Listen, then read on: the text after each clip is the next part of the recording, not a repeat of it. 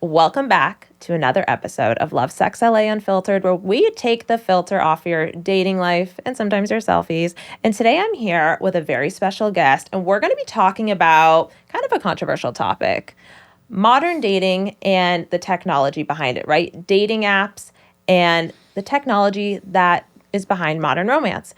I have a very special friend here. He is a co-founder, and he has been an insider behind some of the biggest dating apps that all of us use.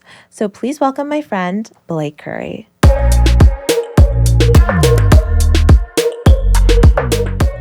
Thank you very much, Alex. Thank you. Glad to be here. Yeah, it's been a wild ride. For sure. I bet. I feel like you've seen it all. Not at all, but I've seen enough to know like what's next. Yeah. And to what everyone's struggling with and dealing with right now, and it's not an easy environment to be in, to be sure. Right. Yeah. I know. Sometimes I'm like, okay, when it comes to like dating and romance and the technology behind it, the algorithm behind it, right? Is it Yes. Our dating apps? Are they helping us? Are they hurting us? Are they just giving us carpal tunnel? I don't know. What do you think? Yeah, I mean, I think that like anything that is catering to your convenience, like that's absolutely what it does. Yeah. And it's now taken out a lot of the friction that has come from dating in general. Like before, like this was when I met my wife, way before dating apps really started to take hold. Online dating has been around for a long time, to be clear, right? It started with like websites and even dial-up bulletin board systems, if you're going back to like the 90s, like that sort of thing. Yeah. But as far as apps go, like this is kind of a recent new phenomenon. So it's evolved, to be sure, over time. The thing is, now apps are almost like a status. There's a lot more status involved than before because you have such a huge choice, and there's a niche for every single category you can imagine. So now it's become to the point, I think, where it's almost like a membership club, right?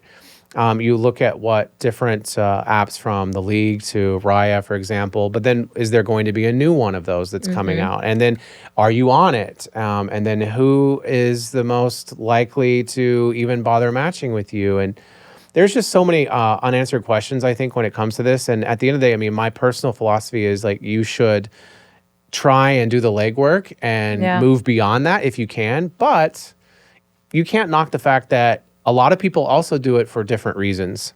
Some of them more nefarious than others. Right. And some of them just do as a ego confidence boost. Let's see if they still got it sort of thing. Right. See what's on the market. See how many matches they get. Yeah. But trust and safety is another huge issue that I think is not talked about often enough within this space. And it's something that, I feel very strongly about. And I've done work in previous companies for because, there's just simply, even to this day, not enough accountability and protection for the users. Yeah. Yeah. Totally. Well, I can't wait to get into all of this with you. I feel like there's so much we're going to cover. I start every episode with a game called Date or Ghost. Okay. Basically, I'm going to give you a scenario, and based on that scenario, you tell the viewers if they should date that person or ghost that person. I like it. Okay. Let's go. All right. Let's go. Okay. They don't look like their profile picture, like on a dating app, but they have a really great personality when you meet them. Ghost. Ghost? Yeah. Because you got catfished. Well, I didn't get catfished, but if they already didn't put out who they were initially, right, like, that's not a good sign. Like if it looks nothing like it, really nothing? Yeah, I know. Do you think you could see past that? Or do you think people should see past that? Oh, I mean, yeah, I think everyone should give someone a second chance. Yeah. I really do. Unless you're at the point where you've been burned so much that you don't think it even applies anymore. But I think that, time will tell when it comes to that sort of thing. Anyway, okay, so I still say ghost. I would no. If I could switch my answer, I would say maybe date. Yeah, give him a shot. Give him or her a shot. Okay. Because chemistry is something that you cannot fake. I mean, I think we talked about this before. Like, you either know you have it or you don't, and you generally know within the first. Some would say a few seconds. Others would say a few minutes. Yeah. And that's something that it's either you have it or you don't have it. And so if you got the chemistry, and that's something you would never be able to know on an app, you'd have to meet in person. Right. Like, so and that's always been the biggest thing. Anyway, we can get into that later. No, yeah, we were talking about the other day. You're right, though. Yeah, like, a lot of the time we're swiping based on looks and appearance. Yeah, and well, number one is always going to be attraction. That's just human nature. Right. And that's to be expected. Right. Totally. Okay, so we're dating. We're potentially dating. Yeah. Okay. Yeah, I'll switch my answer. Okay. If I can. Okay. They're very cute. You meet them on a dating app, and in their bio of the dating app, it says entrepreneur, but they won't elaborate on what entrepreneur means. They won't elaborate. Right. Even, well, I guess you would have to, that's a tough one. It's a tough one, right? Because, like, is entrepreneur, is it like drug dealer, or is it just like crypto, or is it like something like they just can't get into? Well, maybe there's a reason that they're not telling you right away.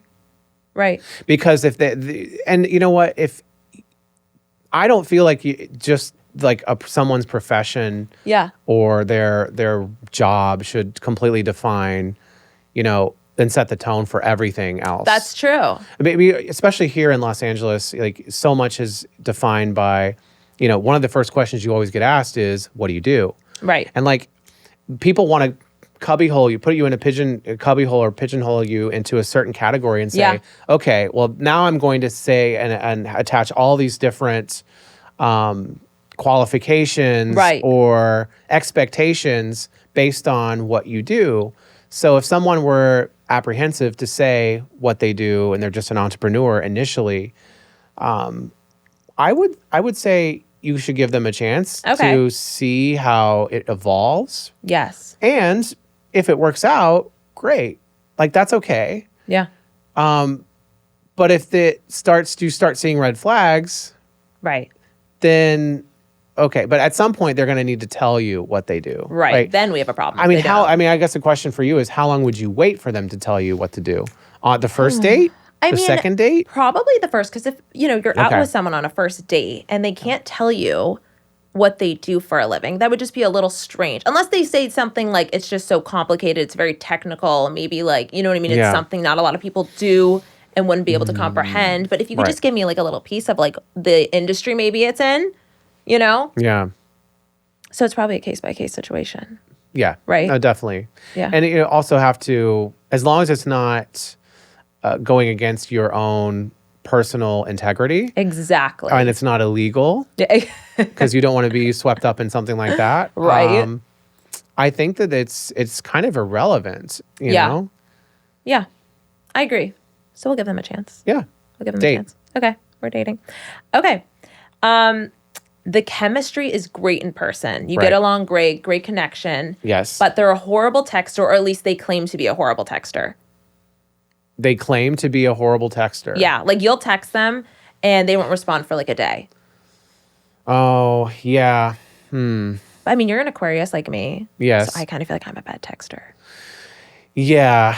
I mean, that's one of those things, too, that you would judge someone based on their response time. And that's just something that, unfortunately, we all deal with. Right. Now, if someone's on vacation or they're out of the country or their phone got lost or stolen or the battery, some kind of a issue like that. Yeah. That's okay. Yeah. That's to be expected. But if it's a repeated behavior, yes, that's a problem. When something becomes a pattern. Yes. That's when you confront it, probably. I mean, you can kind of give them a chance or two, but it's also dependent upon how patient of a person you are. Maybe you're okay with that. Yeah. For me, I mean, if it depends on also the response time. Yeah. Like what's the satisfactory response time? I would say within 4 hours. That's like the optimum. Yeah. Optimum. But at least a day, if at all possible. And if not, then maybe you can let it slide. And like if you're the sender, maybe you should try and send them a message within 48 hours after that, just to see if it's something important. Like you want to, like say you want to meet up on the weekend. You send a message on Monday and you don't hear a response, and then a day or two go by on Wednesday and see if there's availability or if they're going to respond. And if they don't even by Wednesday, now you're getting closer to the weekend where you want to hang out again. that's a problem. Yeah. Like, and so they're not respecting your time, essentially, or respecting you initially when it comes to that. So I don't think it's something that you should continue to entertain. I agree. And I think it's different when it's a like romantic relationship, you know what I mean? Versus like maybe if Yeah. it's something else.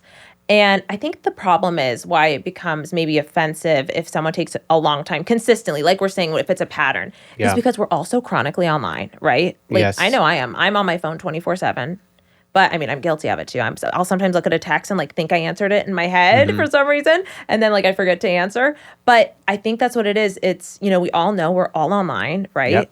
I mean, if someone doesn't respond, but then they're sitting there looking at your Instagram stories or whatever it is, you know, that's when it becomes like. But like you said, if it's a pattern, That's a really good point you just mentioned, Alex. Like, if you see that someone's active in on another platform, yeah, and they still haven't bothered to respond to you, Yep. that hurts. I think that hurts everybody. That hurts everyone's Yeah. feelings. Like, so this was important enough to do, but yet you weren't able to get back to me. right. Yeah, that's not cool. Yeah, I agree. And even if it's not meant to be, like it's not intentional on their part, you can help but take it personally sometimes. For right? sure. You know? Now, if you don't see anything, and this is always, I feel like this is a way that we judge this sort of thing. If you start seeing there's no activity at all, Yeah. for any of their, then maybe they're just truly busy or something has Right. occurred that's keeping them. And so you got to give them the benefit of the doubt. Yeah, I agree. I think that's a good answer. Okay, love it. They only make plans after 9 p.m.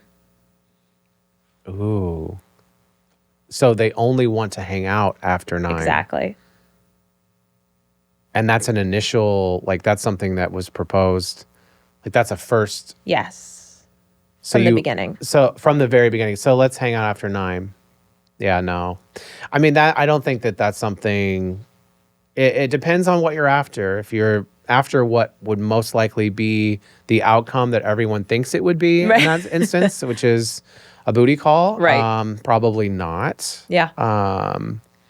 It's look, I always grew up, and I think a lot of us did too, that my parents and grandparents would always kind of say that as when it comes to etiquette, you're not really supposed to text or call anyone after 9 p.m. Yeah. Let alone plan an event after 9 p.m. But if it's something like it's I don't know, let's say a music release party, an album release party. Yeah. Those tend to be later, Yeah. like at 10 p.m. And that's okay. You specify what it is. Right. Like so if you get a message say, okay, there's this event at this time and it's after 9, and you're very clear about it, Yeah. and it's not just like a dinner or something, it's like an actual event that others are going to, I think that you can let slide. But Yeah. if it's just say, hey, let's grab something to eat or let's hang out after, like 10 p.m. or 11 p.m., probably not. Like there needs to, if you're smart about it, you need to at least have some kind of event where there's others that are attending, so there's a Right. purpose for that time.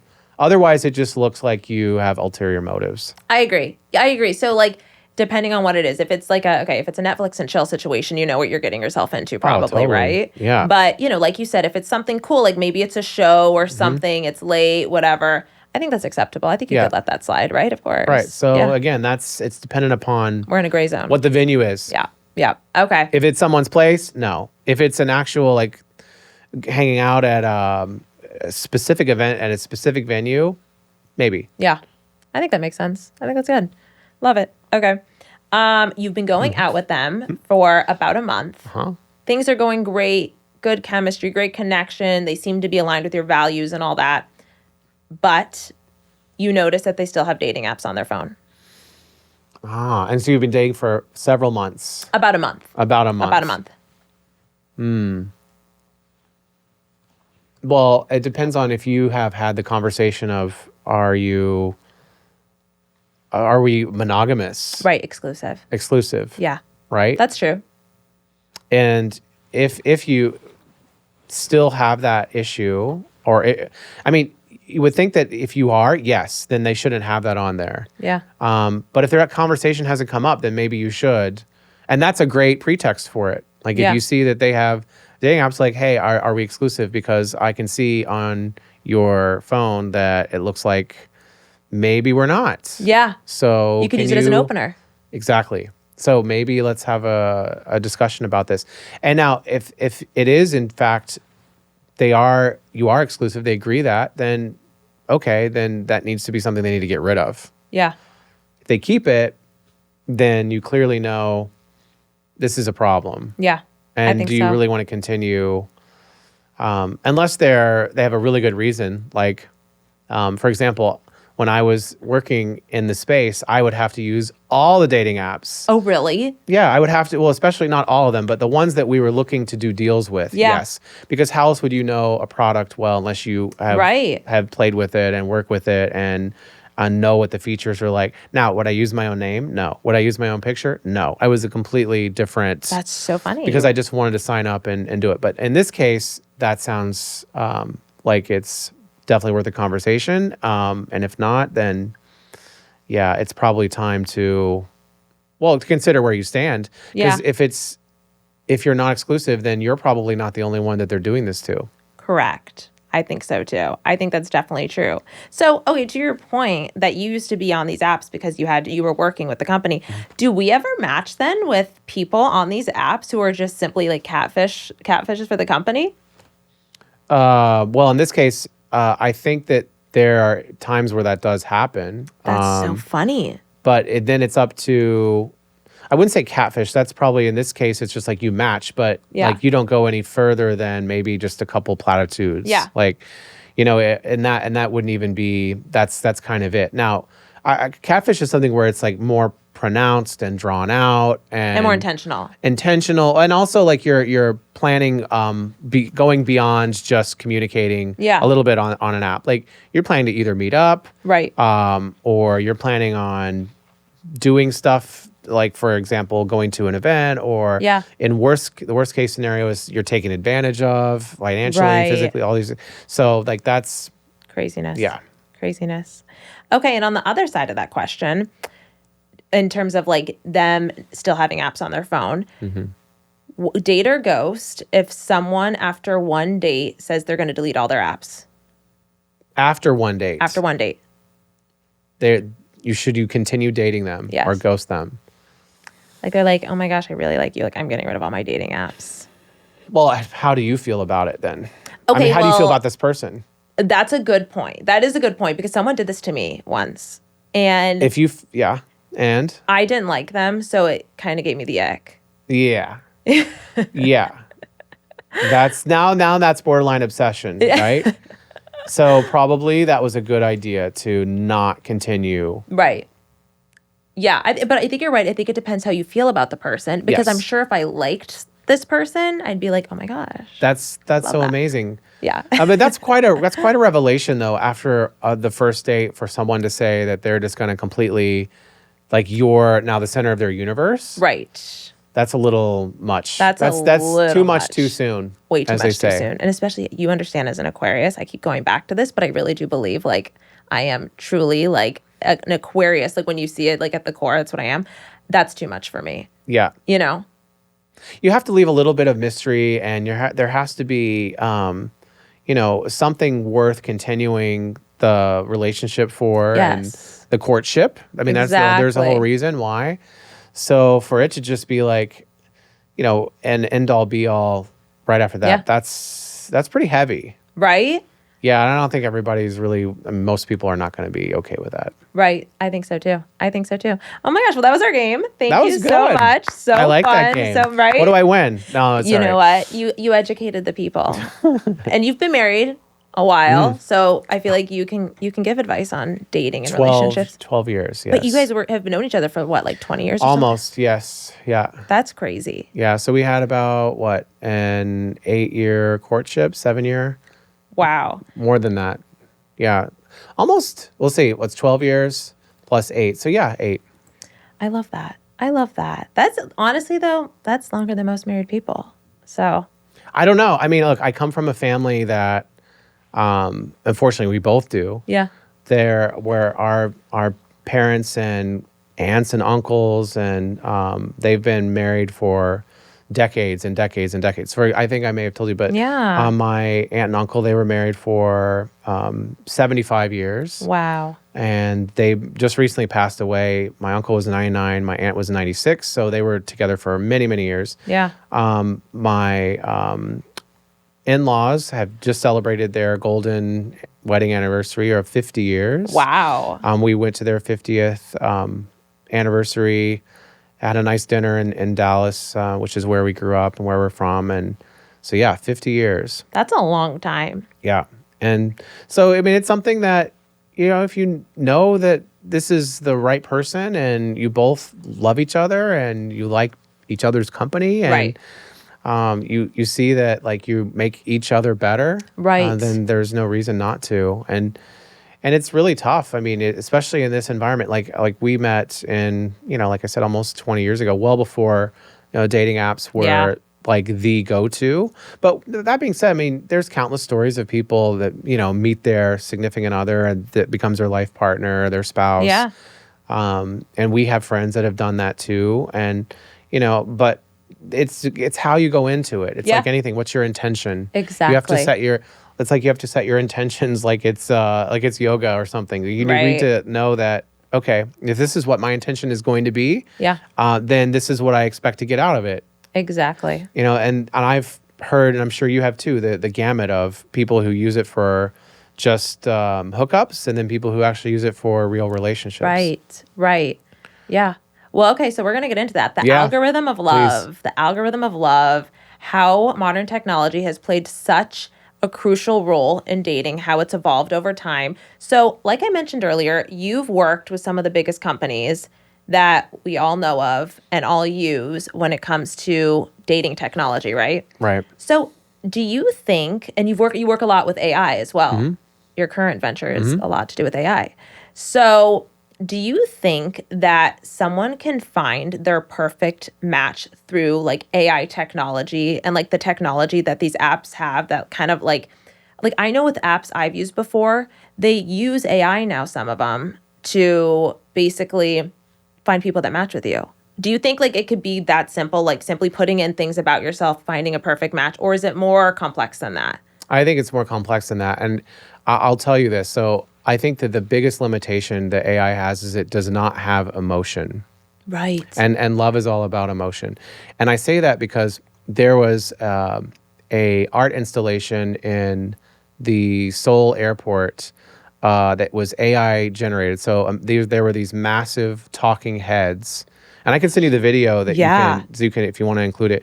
But it's basically these heads were just like you would go up and you'd ask a question and they would use AI to formulate the answer and then physically speak it out. Yeah. So I asked a question about, it was something about how you feel about X. I can't remember what the question was.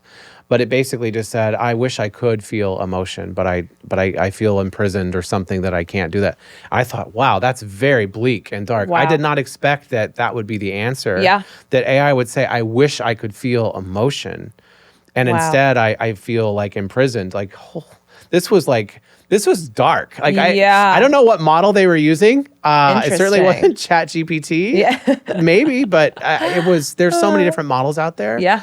So, like, at the very core of what, dating apps are and what love is not something that because it's an emotion. I think that really laid out what AI is all about when it comes to this. It's not going to be able to do that because it simply is artificial. Right. And I think that's the key word there. We forget AI. It's artificial, right? Intelligence. Correct. So that's really interesting. So, and I've seen too, I don't know if you've seen this, and I'm not really on the apps, but I go on just to like see like how they work and that kind of thing. And because I find it so interesting. I really do. Like, I feel like the evolution of dating as a whole and how I feel like people don't feel like they can even meet someone in person anymore, right? Yeah. So I've noticed some apps even have now an AI where when you message people on it, so like AI can write the message for you. Yes. This has been a big problem. Yeah. We've seen this. I mean, this is happening across all apps where they are using it to generate responses. In fact, Reddit is probably the best resource if you want to read accounts of I users. love a Reddit rabbit hole. Right. Oh yeah, there's a lot of them, especially when it comes to this. Like I can remember just last week there was a post about someone who was being led on. It was a woman who was being led on by a guy, and she eventually found out that he was using AI to communicate like in the entirety with her, like Yeah. through this conversation, through this app. And she thought so much of him. And then, and this is the other thing, when, the words that you communicate like via text or DMs, Yeah. if AI can't help you speak them in person. So when she finally Right. did meet this guy in person, he was not nearly as articulate or the words are as flowery, and he could barely speak. Like, I mean, he's a very antisocial guy, but Right.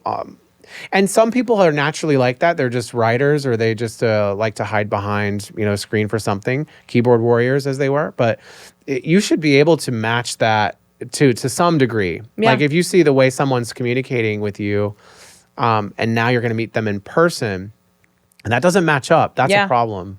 Yeah. So so again, it goes back to in real life. Like Yeah. I still feel like the best thing that one can do, whether that be dating, whether that be entertainment, it doesn't matter. It needs to be in real life for it to really hit home, because we're all human and we need to experience. Yeah. And the capabilities for AI and for dating apps and all this is just through your phone, and that's just a tool to get you Yes. to meeting another person, or to be in a like-minded environment that you're sharing experiences with other people at events, concerts, whatever it may be. Yeah. Like that's it's just a tool to get you there. Right. Right. You I shouldn't feel rely like, on it. yeah, it almost sounds like she was like emotionally catfished in a sense. Yes. Right. Yes. Right. Which is something we don't think about. Right. And it's kind of a cheat code, right, for people to use this, not just for, there was even another Reddit article, this was just the other day, where there was an entire newspaper article Yeah. was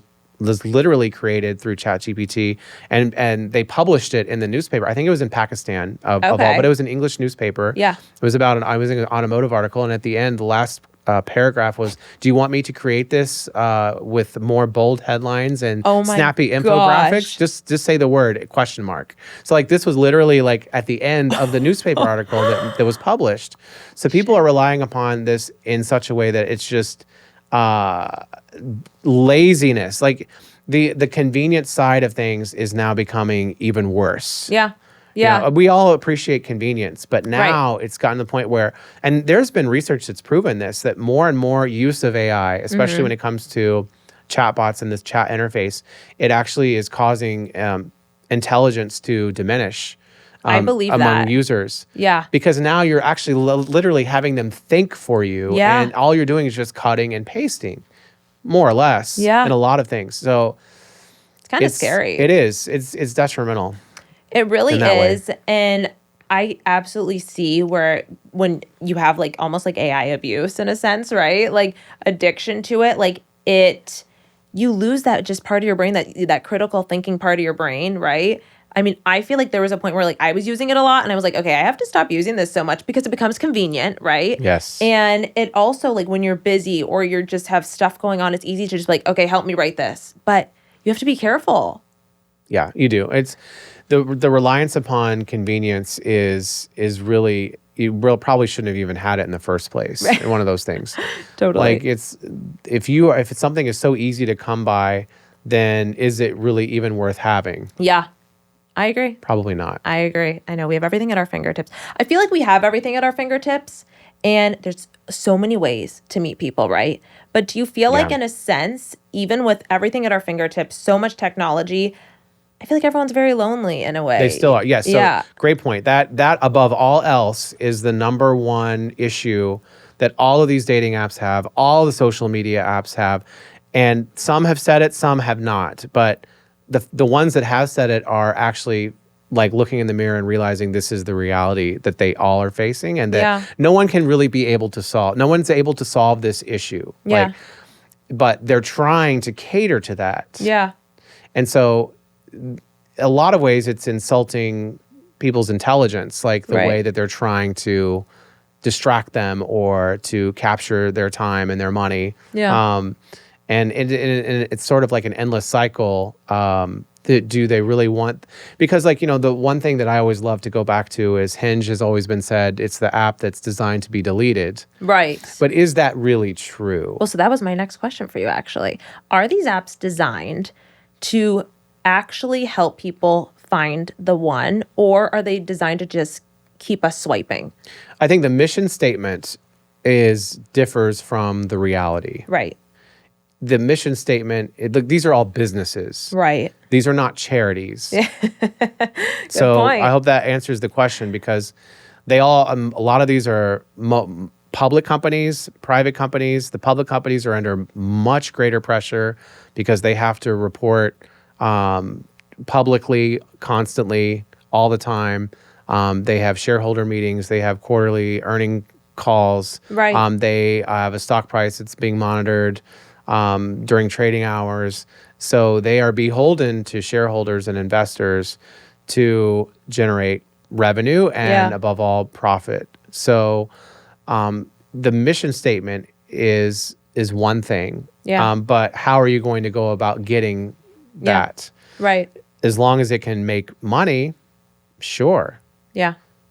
Right. So like that's something that but this also, it's not just the dating apps that are part of this business model.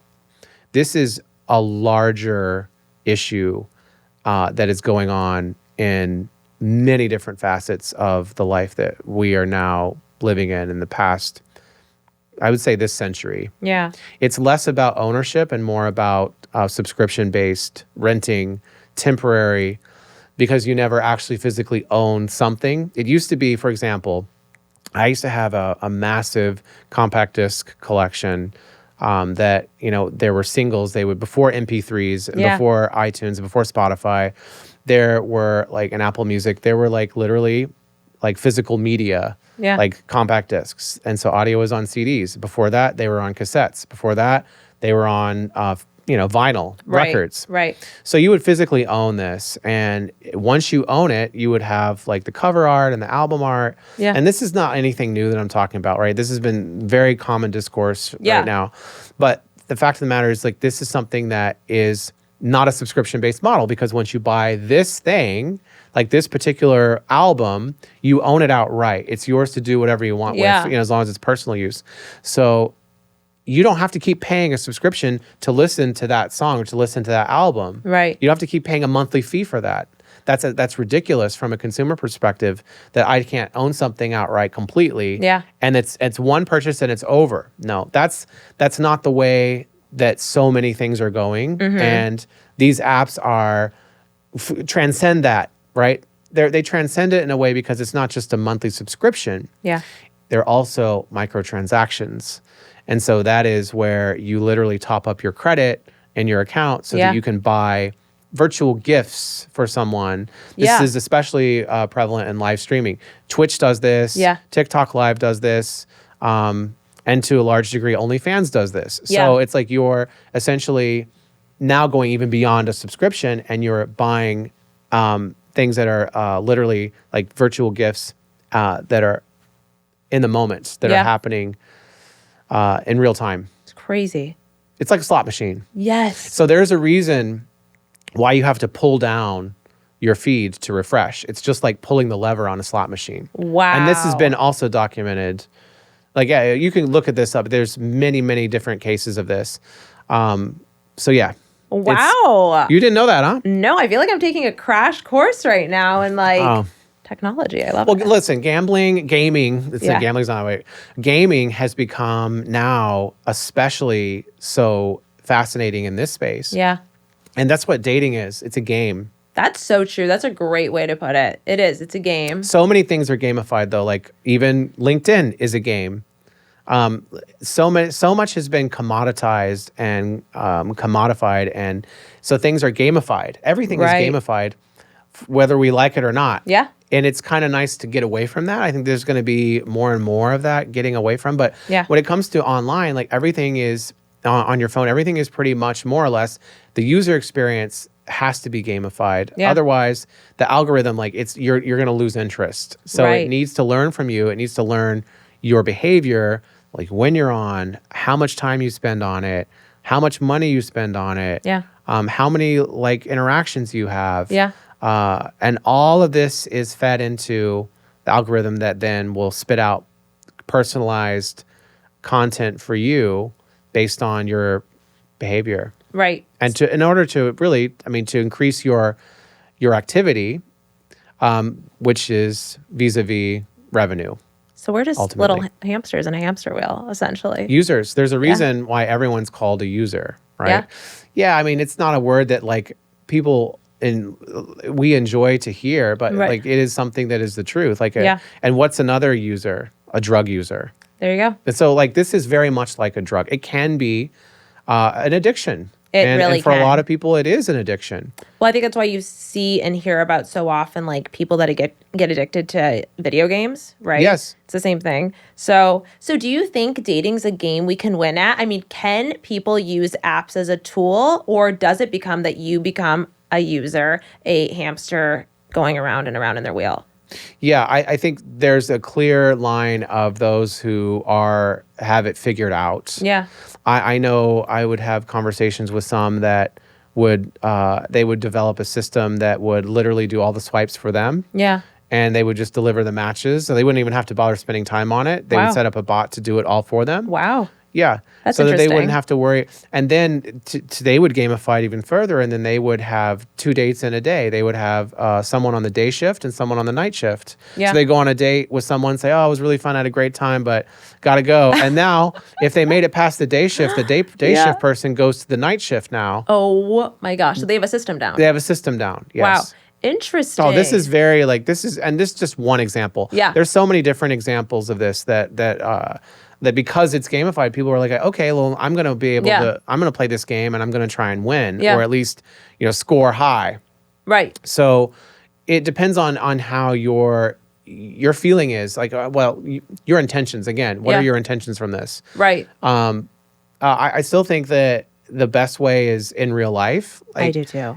It's very organic. yeah, if you find whether it be a club or whether it be a gym or something, it has to be where people are already naturally, physically congregating. Yeah. And you can communicate beyond just your phone. If it's phone driven, then that's going to be an issue. Yeah. I think as long as it's a tool to get you there, that's great. But if you're just using it solely for that purpose, that's where it's going to be a problem. Yeah. And you rely upon it too much. You shouldn't. Right. Like anything in life, right? Moderation with everything is the way to go. I mean, if nothing else, like I think it's good to see that it's.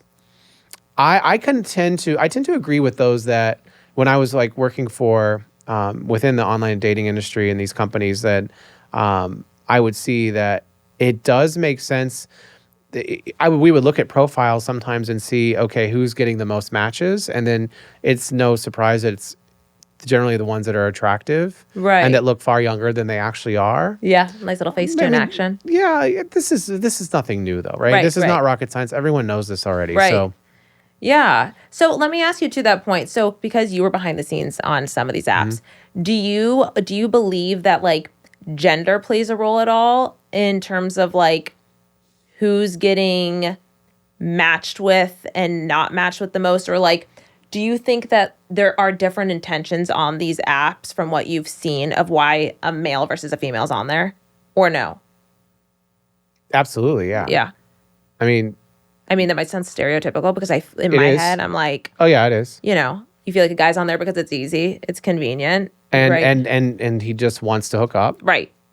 And generally female users are on there because they want a relationship. Yeah.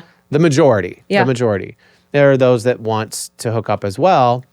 But the one thing that both have in common Yeah. is that they both are lonely and they both want to have Yes. some kind of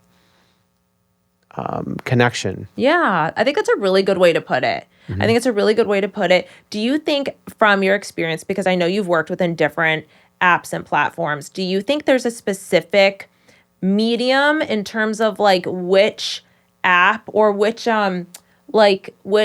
capabilities the app has that work better than others? Like we were talking about, there was an app that had to do with live streaming and dating, right? There's some that where the girl messages the guy first, whatever it is. Do you think there's certain capabilities that work better than others when it comes to these apps? Oh yeah, absolutely. I mean, like we could say it. I mean, everybody knows like Bumble is one where the girl makes the first move. And so that's their gimmick. That's their mantra. Yeah. That's what sets them apart. You look at an app like the League, they actually have live streaming embedded into it. They were one of the first to really do that, and I think they're kind of the biggest one to utilize that.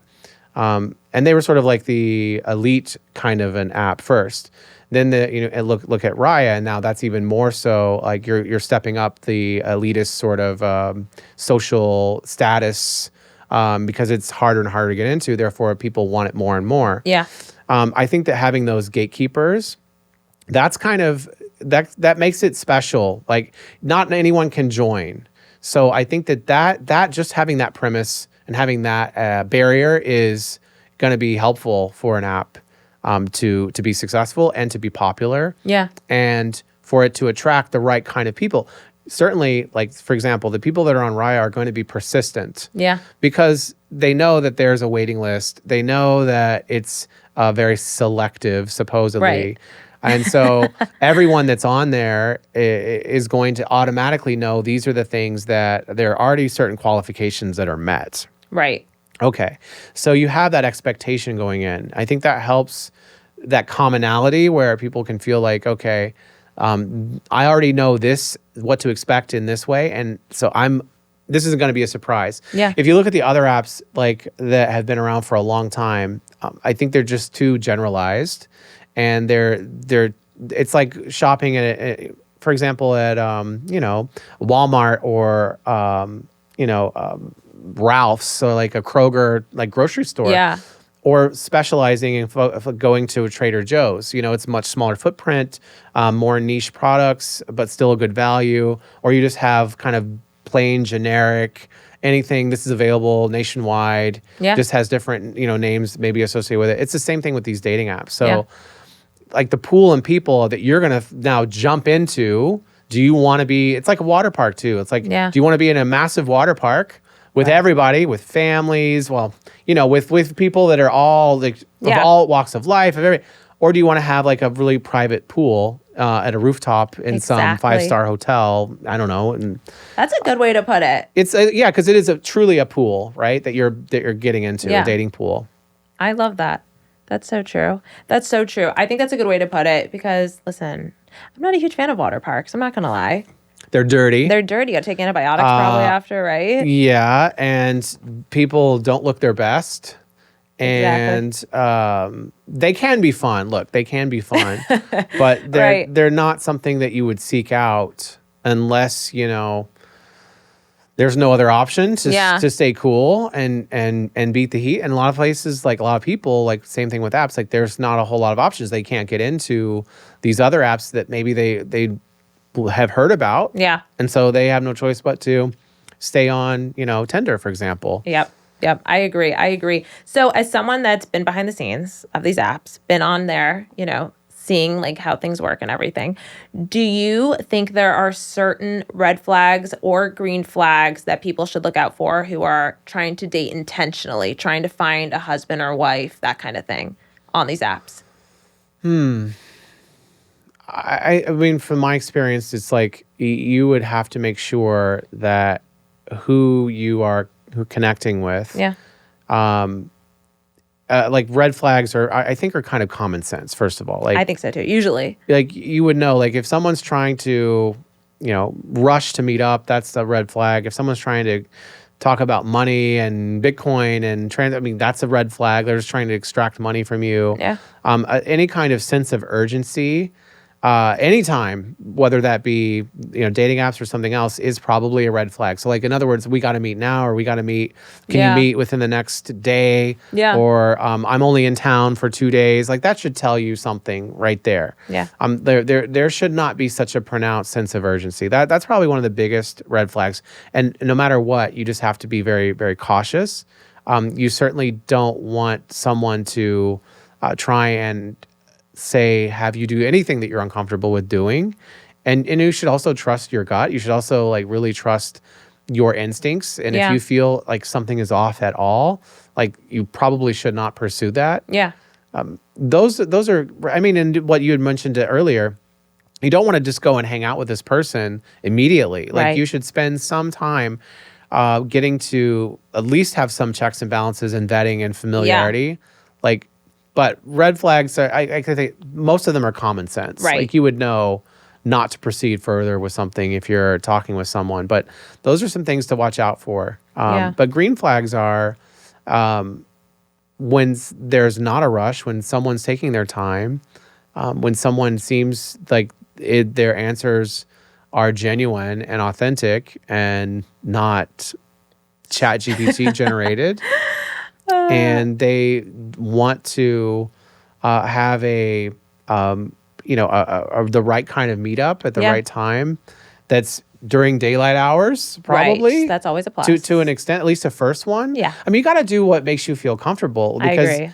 it's something that you are now going to. You can always progress, but that first interaction is going to set the tone for the rest of them. And then so true. You set the standard from the very beginning. I agree with that. I think that's a great point. A really great point. Do you think people can still meet in real life? Do you think it's possible? yeah, absolutely. I do too. Of course. do too. Where do you think? Where? Yeah, where? It can happen anywhere. That's true. It could when we're walking out right now, right? Like, you never It can know. happen anywhere. It's just a matter. Yeah, exactly. It can happen in your normal routine. I mean, but this is the thing. Like, you have to be here. This is another thing I'm going to call out. Like, if you really do want this to happen, you have to make yourself available and open to that interaction. I agree. So, with certain instances, like for example, if you're walking around with headphones on, that's a clear sign to most people that they don't want to talk. You don't want to talk to them. Yes. And they don't want to talk to you. Not making eye contact. In some places that like Los Angeles, that's common. Yeah. But in other places, people just do make eye contact. So these are these subtle little initial interactions. But if you close yourself off, like you have AirPods in or you have headphones on, you're automatically sending a signal, don't talk to me. Yeah, that's very true. Now, there are going to be those that see that and they're still going to talk to you. And now that's a question of they're really trying too hard, probably. Mm-hmm. So you have to leave yourself literally open if you want to have engagement. And by the way, also for safety too. I'm going to go back to those headphones. I see so many people here in LA that have them on that are walking around outside or riding a bike. Right. And it's like, you don't know. You're not, first of all, aware of your environment. At all.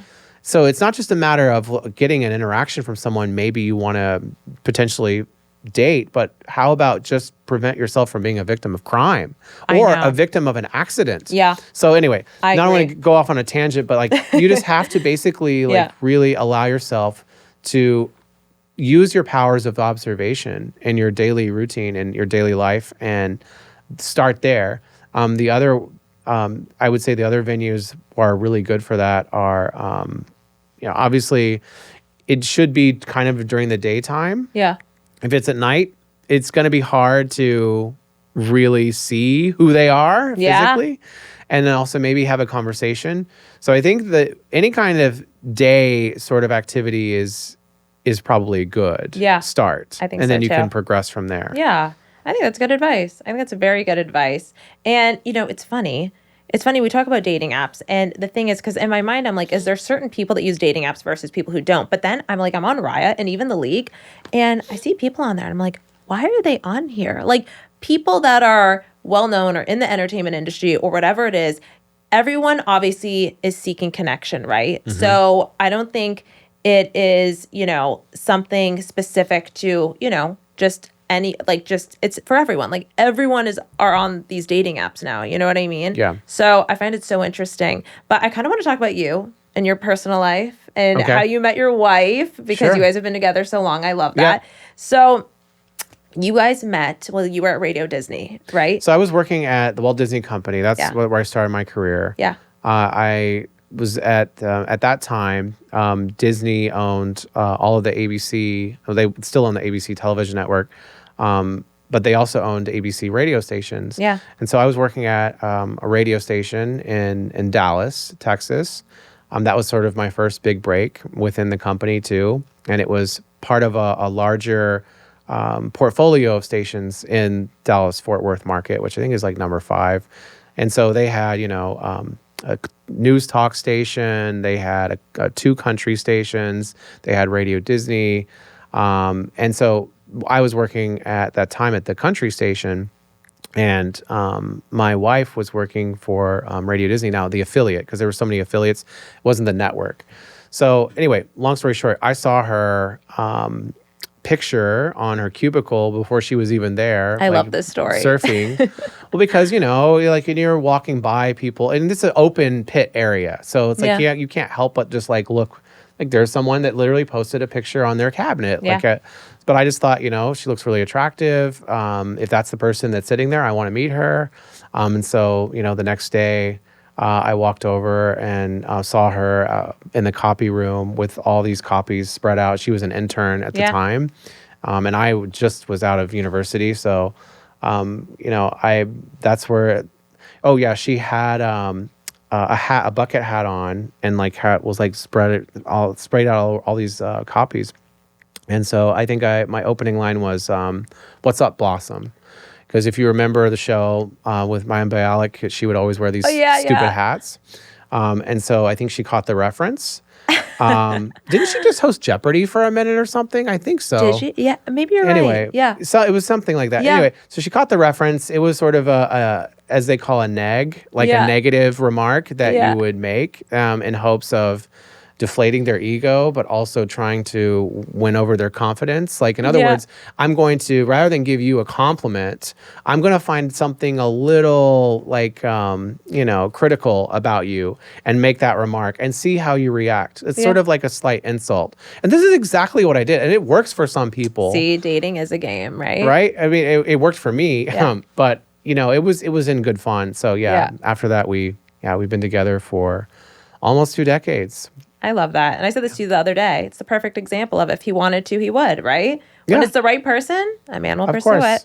He'll make it happen. I think that everyone takes everything too seriously. I agree. Really, this is not something that if it doesn't work with this person, then it's meant to be. I think everything happens for a reason. 100%. You can find someone else. You should leave yourself open. But the one thing that you shouldn't do is expect it to just come knocking on your door. Yes. Because you have to leave your house or your apartment or whatever to experience these things, to meet these people. It's not going to happen inside with you on your couch on your phone. Yep. They're not going to come to you like a food delivery. Right. It's just not going to happen. You can't Instacart a date. No. Sorry, people. Right. No. Right. Although, now that you said that, oh my, I actually believe that if the path that we're continuing on, especially when it comes to dating apps, they would like nothing more than to do just that. I think you're right. Do you think that's what's next? What do you think is next I think in dating and technology? Well, I think that if we continue on the path that we're on, and it's definitely, it wouldn't surprise me that that's what's next. In other words, that, this is something where dating apps are going to, because at the end of the day, so much of it is basically selling sex. True. It's not just a matter of a connection or finding a relationship or a potential spouse, girlfriend, boyfriend. A big part of it is that. So if you're doing that, what is the one obstacle that's really preventing you from cashing in on that? Well, the fact that it is not legalized. Right. Now, once that becomes legalized or more mainstream, shall we say, then they're going to, they're salivating over this. They will never say that. Right. But, and it's not something I've been personally witnessed, in my career. But you can do the math. Like you can see like that this would be a huge boon for them. Yeah. And it might just be a waiting game. Like this is kind of like just like so many, like they're just waiting for something to be either decriminalized or whatever. Same thing with the progression of cannabis and THC. What's next right now? It's psilocybin, mushrooms. And so when these things start changing, then regulations and laws start loosening in their favor, and then we have a completely different. Just look at the revenue that's been generated from, for example, OnlyFans. From this aspect. Craziness. Yes. Craziness. So I mean that's not the most, savory conversation, but I mean it is something that I did want to at least touch on because it's a big part of this. Yeah. I mean I can remember like even one of my older friends who would say, and he's a serial entrepreneur, very good investor, runs great companies. But years ago, he told me that he loved TikTok so much because A, it makes me a better cook, Oh my God. and B, I get to look at hot girls. So, Yeah. there's something to be said for these apps, these platforms. Yeah. But above all else, it is loneliness that's what it's trying to cure. I think you're right. And I think it's actually creating more, though, to an extent. If Yes, it's not used no, I do properly. agree with you. Yeah. It's not curing it. It's really just a void that's being filled. Yes, a temporary void. I think so too. And I think we talked about the other day how, like we said, dating apps, it can be very superficial because you're swiping because, based on looks, appearance, that whole thing. When in real life, like we've been saying, it's more organic because, you are, talking with someone because you feel the chemistry in person and there's the body language and the connection, right? Yep. So to that point, do you think you and your wife would have matched with each other on an app if it was you were dating in 2025 or on apps in 2025? I mean, if we were that age then, like, or our current age today, Well, that's a tough one. I don't know. I don't It's hard know. for me to take something that didn't exist back Right. then, and then at the age we were, and then fast forward to where we are today. But do you think we would have matched back then? Probably not. No. but you would have met somehow. Yeah, but I don't think we would have matched like at that. If there's like if everything were the Yeah. same, and no, I don't think so. No? I don't think so. Interesting. No, because no, I just don't. And that's what's so great about like there's no substitute for in real life because how is it fair that an algorithm decides who you are going to see and who you are going to True. date with, and like it should not it should never be their decision. Like you're Craziness. basically giving them power to do that. Yeah. Right? I mean, and you're taking Craziness. they're taking the power away from you. Yeah. Like remember that. Like you're for the sake of convenience, you are trading your own power and selection for an app to do it for you. Yeah. It's really crazy. It's kind of scary. But okay. And also I wanted you to touch on a little bit your current company Mm-hmm. that you're working on. And I know it's AI technology, right? Yeah. So we're creating virtual influencers and digital doubles. And this Yeah. is something that we've been doing now for over a year. Essentially, it's the way that you look at influencers today. They are from a brand perspective, from a company perspective. A lot of them tend to be very expensive. They tend to be very unreliable, very controversial. And so brands are like, we want to have more power and control over the messaging. So if you can take something that is completely created and you can then have more customization and do it that way, then they're going to be much happier clients for that. I mean, they're going to be, and this is already the case in Asian markets in like South Korea and Yeah. Japan. In the Western world, it's starting to take off. But what we're really focused on with that and what I see a bright future for are more immersive experiences. So this is going beyond the screen. This is Yeah. actually taking you out of your home, a digital out-of-home experience, and you're literally experiencing something with others around you, real people, even though it's completely virtual. Something similar to what the Sphere is doing. Yeah. Venues like that. Cosm is also doing this. And you're going to start seeing this more and more. And it doesn't necessarily even have to be a real person that you're seeing on stage, Yeah. but you're around real people. And that's kind of the takeaway. You can't substitute that Yeah. kind of connection. That's wild. That's very cool. Very interesting. Wow. Oh my goodness. I know. Or eventually we all going to be dating robots soon or something? I don't know. AI? Yeah, it's ChatGPT? possible. I think there's a lot of people that are okay with that. I think so too. I think some people prefer it.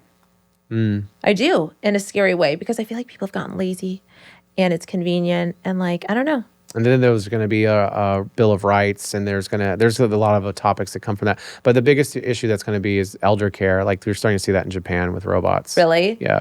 Well, and I think either things are going to go one way or another, right? We said this the other day. They're either going to be how deep down the rabbit hole of AI and technology, or are we going to do a 180 and find our way back to like human interaction again, right? I don't know.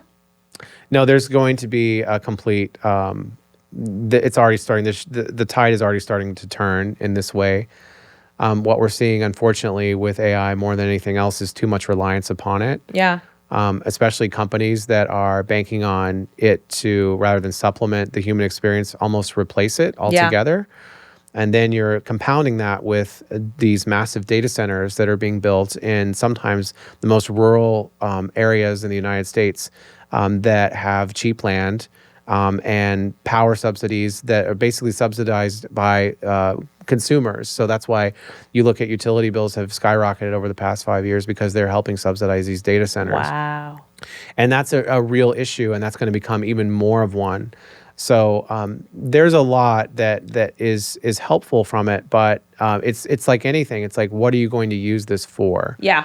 And this is what you're using it for right now. There's too much AI slop out there, is what it's called, where it's just generated garbage content that's just filler and it's cheap. And so I think that there's going to be always a market for handcrafted, old school way of doing something. I think so too. And there's going to be more of a yearning for it, because it's going to be, unfortunately, harder and harder to come by. Yeah, I think so too. But there's going to be more of a demand and and it's going to cost more, and there's going to be a bigger market for it.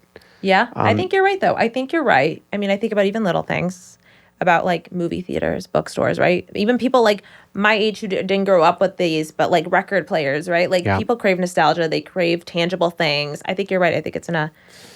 Yeah, and the community aspect is so important too. I think as long as we as a people, as a culture, we don't really have, unfortunately, the amount of community gathering places like we used to, in terms of, malls, for example, were sort of like the focal point for that. Yeah. And that's where you would see families and couples and singles, and they would mingle and they would have, a meal, and they would shop, and they would, or just browse. And it was a place to gather. And unfortunately, in this country, it's becoming less and less so. I think so too. And so, but it's not like that everywhere in the world. So if you go to, for example, to Asia, you will see that that is not the case whatsoever. So it is something that is cultural, and we just have to be resistant enough to not want that. And you have to, at the end of the day, vote with your wallet. Like, that's your best source of power. If you don't agree with what a company's doing, or just don't. Sometimes, and I won't mention, but like, if you are, reliance upon convenient things can sometimes just be a detriment to yourself in the long term. And so doing it the hard way and putting yourself out there is sometimes better overall for yourself and your well-being, and everyone. Yeah, I think that's very, very well put. Oh my gosh. Well, thank you so much, Blake, for coming today. Thanks for having me, Alex. Oh my gosh. It was a pleasure. This was so much fun. So informative. You have a beautiful, beautiful set, by the way. So congratulations. This is not everyone can have this kind of a setup, so it looks great. You're doing a great job. That's so sweet coming from you. Thank you so much. Oh my gosh. Well, I'm so glad we did this. I'm so glad we did this. Thank you for inviting me. And like I said, it was very educational, very interesting. Let's see, I guess, where the world's going to take us, right? With technology and how it's shaping modern romance. But thank you again. This was so great. We got to do this again. Yes, absolutely. We got to do it again. Let's do it again. Let's do it again. I love it. I love it. And thank you guys so much for watching, and I'll see you next week.